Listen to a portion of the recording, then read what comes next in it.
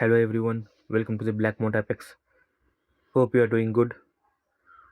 Indian polity foundation சீரீஸோட 2வது episode நம்ம பார்க்குறது salient features of the constitution.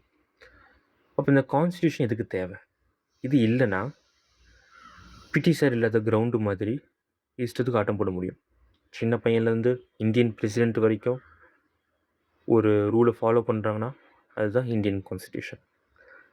அப்படிப்பட்ட இந்தியன் கான்ஸ்டிடியூஷனை பற்றின இம்பார்ட்டன்ட் ஸ்பீச்சஸ் அண்ட் பாயிண்ட்ஸை பற்றி தான் இந்த லெக்சரில் பார்க்க போகிறோம். So this is the second lecture of the Indian Politic Foundation series. இப்போ இந்தியன் கான்ஸ்டியூஷன் பொறுத்த வரைக்கும் இதுதான் லென்த்தியஸ்ட் ரிட்டன் கான்ஸ்டியூஷன். ரொம்பவும் நீளமான ஒரு கான்ஸ்டியூஷன் எதுன்னு கேட்டாங்கன்னா நம்மளோட தான். எதுக்கு இவ்வளோ நீளமாக எழுதணும் அப்படின்னா நம்மகிட்ட இருக்கிற பாப்புலேஷன், ஒரு சில federal features, rights, duties, policies இப்படி எல்லாத்தையும் பற்றி டிஸ்கஸ் பண்ணி எழுதணும்னா நமக்கு லென்த்தியாக தேவைப்படுது. ஸோ அதனால் it is a lengthiest return constitution. அதில் ரிட்டன் கான்ஸ்டியூஷன் அப்படின்னா இங்கே 2 விதமான கான்ஸ்டியூஷன் இருக்குது. ஒன்று ரிட்டன் கான்ஸ்டியூஷன், இன்னொன்று அன்ரிட்டன் கான்ஸ்டியூஷன். இப்போ ரிட்டன் கான்ஸ்டியூஷன் பொறுத்த வரைக்கும் இது ரொம்ப கம்பைல்டாக இருக்கும், ஸ்ட்ரக்சர்டாக வந்து கொடுக்கப்பட்டிருக்கும். அன்ரிட்டனில் ஸ்ட்ரக்சருங்கிறது இருக்காது, ரொம்ப ரேண்டமாக வந்து எழுதிருப்பாங்க. ரிட்டனில் ஃபார்முலா இது வந்து கான்ஸ்டியூட் பண்ணப்பட்டது. ஆனால் அன்ரிட்டனில் அவ்வளோ ஃபார்முலா வந்து இங்கே கான்ஸ்டியூட் பண்ண மாட்டாங்க. ரிட்டனில் ஈஸியாக நம்மளால் வந்து ஒரு சட்டத்திருத்தத்தை கொண்டு வர முடியும். இப்போ சட்டத்தில் ஏதாவது ஆட் பண்ணணும், சட்டத்தில் ஏதாவது வந்து நம்ம திருத்தணும், இல்லை ஏதாவது வந்து டெலீட் பண்ணணும், இல்லை ஏதாவது மாற்றணும் இப்படின்னா இதுக்கு பேர் தான் சட்ட திருத்தம் சொல்லுவாங்க. Constitution amendment act, CAA.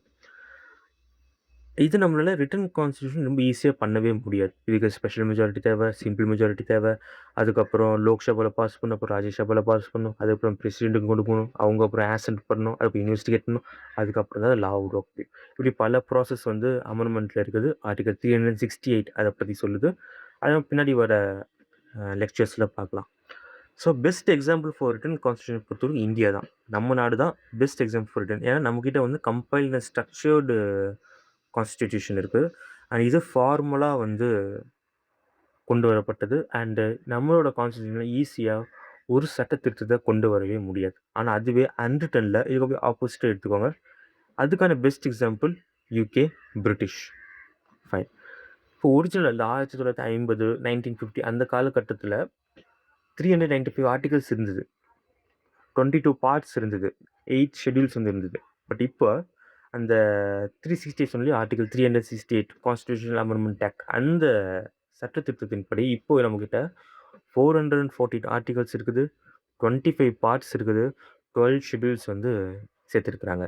So இது இப்போ ப்ரெசென்ட்டில் இருக்கிற கண்டிஷன். இந்த நியூமரிக்கல்ஸ் ரொம்ப முக்கியம், ஞாபகம் வச்சுக்கோங்க. இப்போ அடுத்து ஃபெடரலிசம் பற்றி பார்க்க போகிறோம். ஃபெடரலிசம் அப்படின்னா more than one level of government.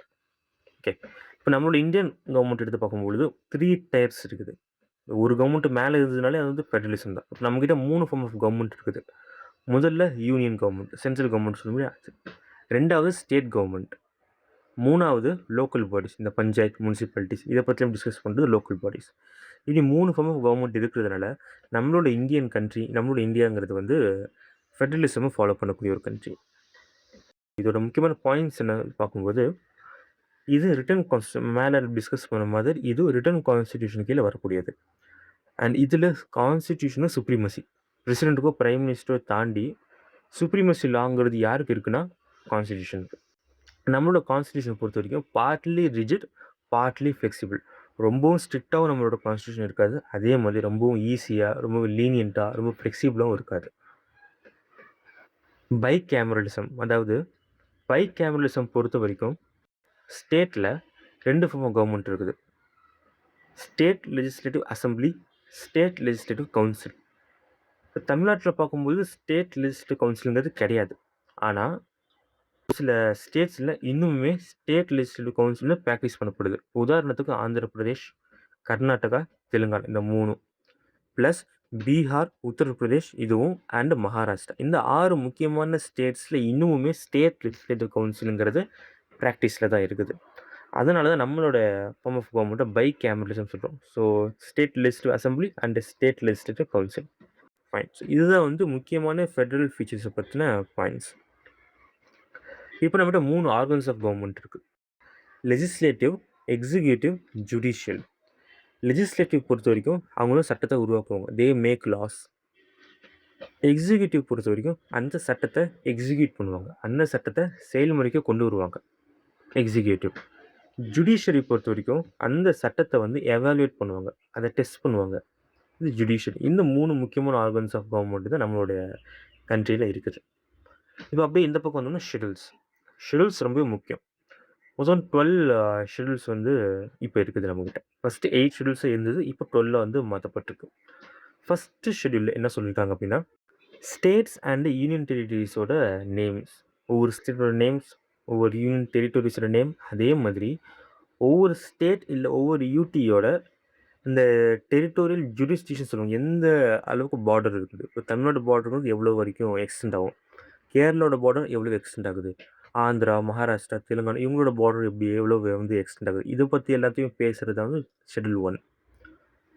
Schedule 2 பொறுத்த வரைக்கும் ஒரு சில அலவன்சஸ் அண்ட் ப்ரொவிஷன்ஸ் கொடுக்கப்படும். யாருக்கு அப்படின்னா president, vice president, governor, speaker and deputy speaker, chairman, deputy chairman, judges, CAG, இவங்க எல்லாத்துக்குமான அந்த அலவன்சஸ், இவங்க எல்லாத்துக்குமான அந்த ப்ரொவிஷன்ஸ், இது வந்து ஷெடியூல் 2ல் பேசப்படுது. ஷெடியூல் 3 பொறுத்த வரைக்கும் ஓத் அண்ட் அஃபர்மேஷன்ஸ்.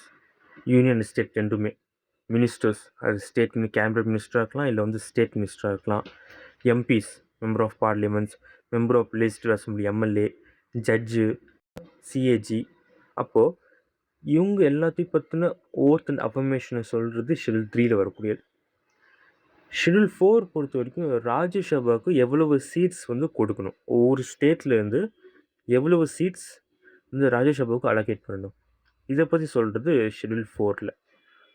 ஷெடியூல் 5ல் பொறுத்த வரைக்கும் schedule area and schedule tribes ரெண்டுத்துக்கு முன்னாடி அட்மினிஸ்ட்ரேஷன் ப்ரொவிஷன்ஸை பற்றி சொல்கிறது ஷெடியூல் 5. உதாரணத்துக்கு இந்த ஆந்திர பிரதேஷ், சத்தீஸ்கர், மகாராஷ்டிரா, ஜார்க்கண்ட், மத்திய பிரதேஷ், குஜராத், ஹிமாச்சல் பிரதேஷ், ஒடிஷா, ராஜஸ்தான், தெலுங்கானா இது மாதிரியான ஸ்டேட்ஸில் இருக்கிற ஷெடியூல்டு ஏரியாஸ் அண்ட் ஷெடியூல்டு ட்ரைப்ஸோட ஒரு சில அட்மினிஸ்ட்ரேஷன் ப்ரொவிஷன்ஸ் கொடுக்குறது ஷெடியூல் 5.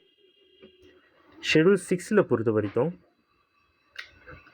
இன்னொரு சில ட்ரைபல் ஏரியாஸ் இருக்குது, பழங்குடி மக்கள் வாழ்கிற ஏரியாஸ் இருக்குது. அசாம், திரிபுரா, மேகாலயா, மிசோரம், மணிப்பூர் மட்டும் இதில் கிடையாது.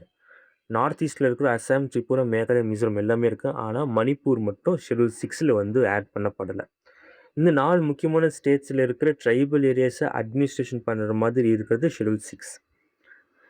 ஷெடியூல் 7 பொறுத்த வரைக்கும் 3 முக்கியமான லிஸ்ட்டு வந்து இதில் கொடுக்கப்படுது. ஒன்று யூனியன் லிஸ்ட், இன்னொன்று ஸ்டேட் லிஸ்ட், இன்னொன்று கன்கரண்ட் லிஸ்ட். யூனியன் லிஸ்ட்டுங்கிறது முதல்ல 97 யூனியன் லிஸ்ட் இருந்தது. பட் இப்போ என்ன ஆயிடுச்சுன்னா 100 வந்து மாற்றப்பட்டிருக்கும்.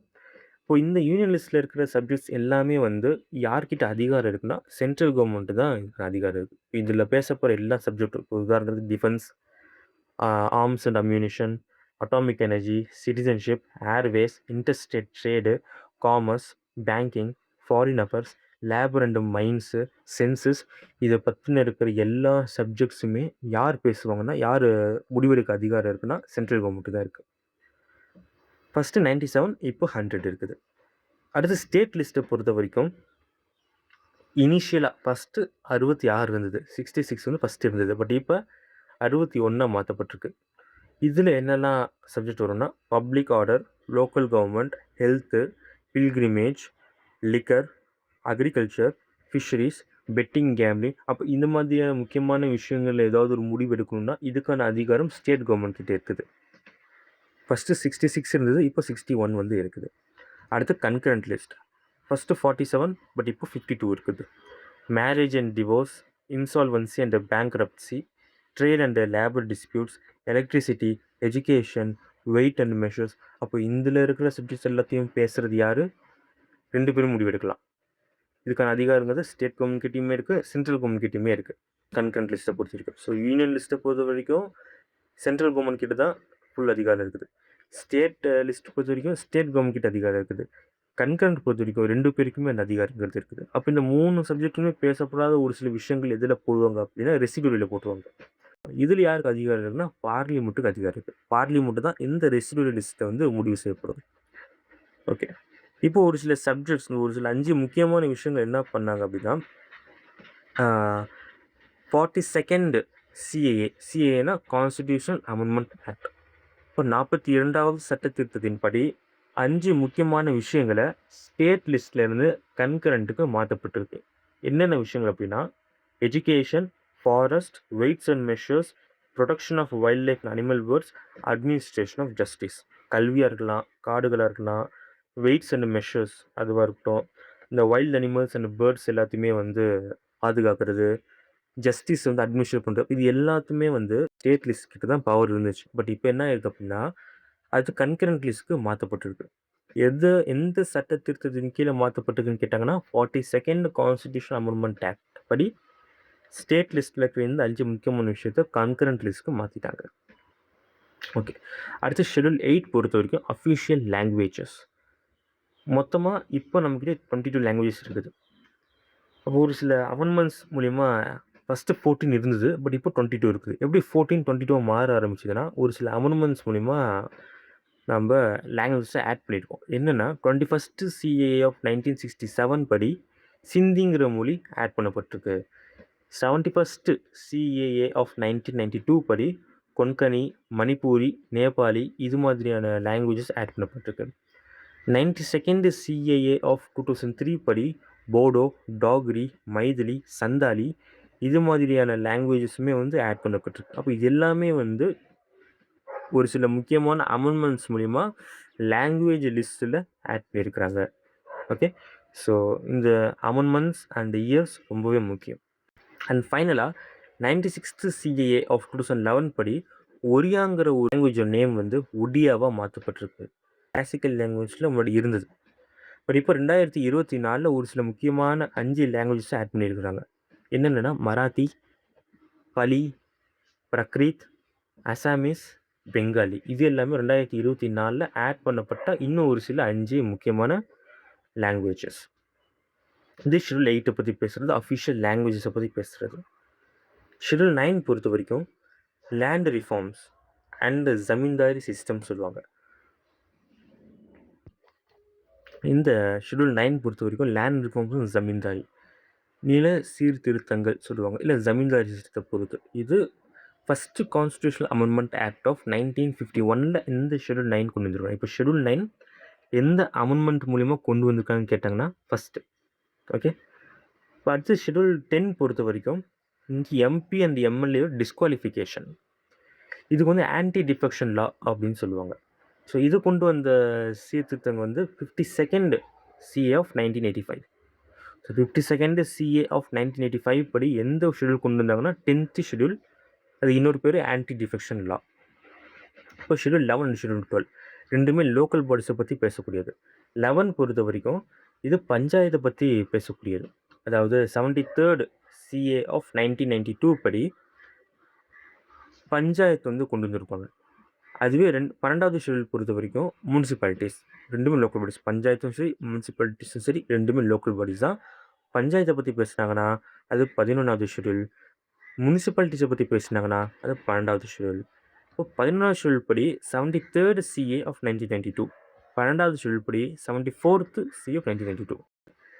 பஞ்சாயத்தை பற்றி கேட்டாங்கன்னா schedule 11 73rd constitution amendment act. முனிசிபாலிட்டிஸை பற்றி கேட்டாங்கன்னா ஷெட்யூல் 12 74வது சட்ட சீர்திருத்தம். அவ்வளோதான். இதுதான் ஷெட்யூல் 11 இல்லை ஷெட்யூல் 12. ஸோ மொத்த 12 ஷெட்யூல்ஸை பற்றின டீட்டெயில்ஸ் இதுதான். ஸோ இதோட நமக்கு இம்பார்ட்டன்ட் ஃபீச்சர்ஸுங்கிற ஒரு லெக்சர் முடியுது. அதுக்கப்புறம் நம்ம அடுத்த வர கிளாஸஸில் preamble, fundamental rights, fundamental duties, TPSP, president, council of ministers, prime minister, state executive, local government, central government, emergency provisions, sources எத்தனையுமே நம்ம வந்து பார்த்துடலாம். So hope you like this video. உங்களுக்கு இது ரொம்ப இன்ஃபர்மேட்டிவாக இருக்கும்னு நினைக்கிறேன். ரிவிஷன் நோட்ஸ் எடுத்துக்கோங்க. நிறையா ப்ரீவியஸ் இயர் கொஸ்டின் சால்வ் பண்ணுங்கள், அதுவே இதுக்கு போதும். அமெண்ட்மெண்ட் ப்ராசஸ் மட்டும் திரும்ப திரும்ப நீங்கள் வந்து ரிவைஸ் பண்ணிக்கிட்டே இருங்க. எனக்கு இந்த இயர் அண்ட் எந்த அமெண்ட்மெண்ட்டில் எந்த தனியாக அமெண்ட்மெண்ட்டுங்கிறது தனியாக ஒரு லெக்சரில் பார்க்கலாம். பட் இப்போது இந்த டாபிக் ரிலேட்டடாக இருக்கிற அமெண்ட்மெண்ட்ஸை தெளிவாக இருந்துக்கோங்க. So fine, all the best and thank you.